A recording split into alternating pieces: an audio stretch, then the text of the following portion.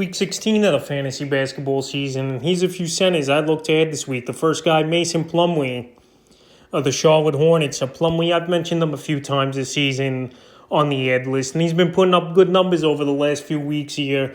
So right now, he's available in 54% of leagues on the season here for Plumlee. 6.8 points a game, 7.8 rebounds, 3 assists, and 63% from the field. But the last couple weeks here, 7.8 points a game, 8.6 rebounds, 3.3 assists, and 72% from the field here for Plumlee. So he's a guy that could score the basketball at a decent rate, always a good rebounder, and good field goal percentage. So if you need those three categories, he definitely could bring that to your fantasy team. The last few games here for Plumlee, January 26th at Indiana, 7 points, 4 rebounds, 6 assists, a steal, a block, 75% from the field. January 28th versus the Lakers, 8 points, 17 rebounds, 6 assists, a steal, 75% from the field. And January 30th versus the Clippers, 10 points, 10 rebounds, 4 assists, a steal, and 62% from the field. So right now he's playing about steady 25, 30 minutes a game here.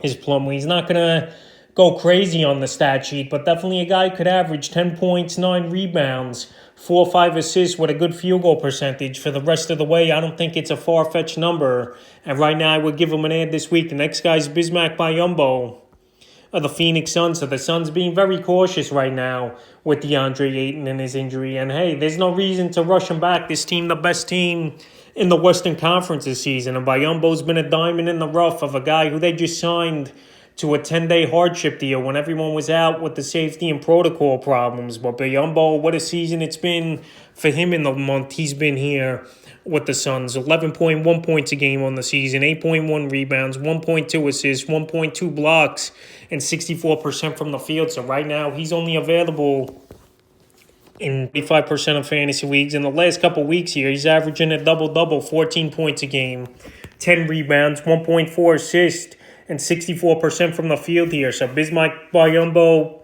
he's got a knack for rebounding, and we know he's always been a pretty decent shot blocker throughout his career. The last few games from January 26th at Utah, 12 points, 6 rebounds, a steal, 2 blocks, 44% from the field. January 28th versus Minnesota, 14 points, 12 boards, 66% from the field. And then last night versus the Spurs, 10 points, 11 rebounds, 2 assists, a block, and 44% from the field. So right now, only in about 25, 30 minutes a game, he's having the big games. I know Ayton, I thought he would come back early in the week, but that just hasn't been the case. So we'll see if he plays in the next ball game here for this Sun team, February 1st versus Brooklyn. But right now, they could take their time, and Bismack Biyombo has been a big addition to this Sun team and a good ad for fantasy owners. So right now, I would go out there and get him and ride it out with him until we see Ayton back and Biyombo phased out of the rotation. The next center is Kevon Looney of the Golden State Warriors. So in the season here for Looney,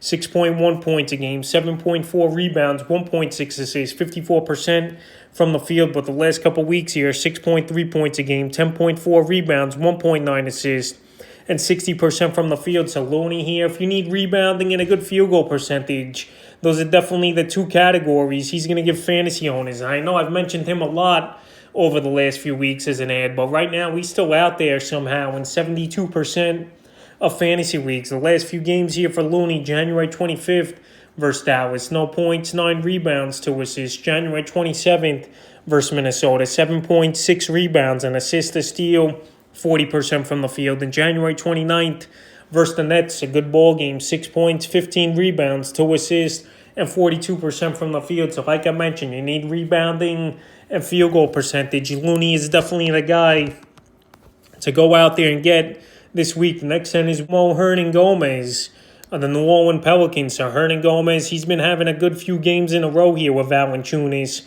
out of the lineup. And he's definitely a guy we've seen throughout his career. When he gets an opportunity, he definitely can put up big numbers on the season. 9.2 points a game, 7 rebounds, 1.3 assists, and 55% from the field. But the last couple weeks here, he's having monster lines. He's averaging 20.3 points a game, 10.3 rebounds, 2 assists, 1.3 blocks, and 53% from the field here for Hernangomez. So the last 3 games where he's finally getting playing time, he's putting up big numbers in 30-plus minutes a game. January 25th at Philly, 29 points, 10 rebounds, an assist, a block, a 73% from the field. January 28th versus Denver, 18 points, 16 rebounds, 3 assists, a steal, 3 blocks, 35% from the field. And January 29th versus Boston, 14 points, 5 rebounds, 2 assists, 50% from the field. So right now, this Pelican team, one of the worst teams in all the NBA here. And they're going to see what they got for the future. Zion Williamson, we don't know if he's coming back this season.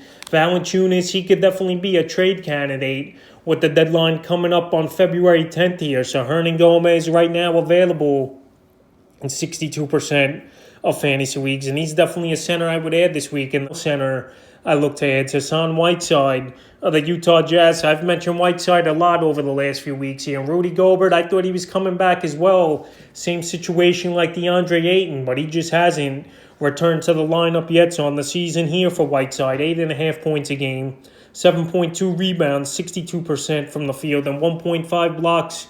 But the last couple weeks here, extended minutes and starting, obviously, 11 points a game, 10 rebounds, 1.8 blocks, and 61% from the field. So Whiteside still available in 55% of fantasy leagues. And Gobert, like I mentioned, that calf injury, they're taking their time with him. Utah, one of the better teams in the Western Conference this season. And obviously, if you're up there in the standings, regular season games aren't as big to those top teams like it is to teams obviously fighting to get into the playoffs. So we could see Gobert out another few games here, and it wouldn't surprise me. The last few games here for Whiteside, January 26th versus Phoenix, 16 points, 11 rebounds, a steal, 2 blocks, 70% from the field. January 28th at Memphis, 11 points, 8 rebounds, a block, 83% from the field. And January 30th at Minnesota, 7 points, 12 rebounds, 3 blocks, and 50% from the field. So if you need rebounding, a good field goal percentage, and shots, Hassan Whiteside is definitely a center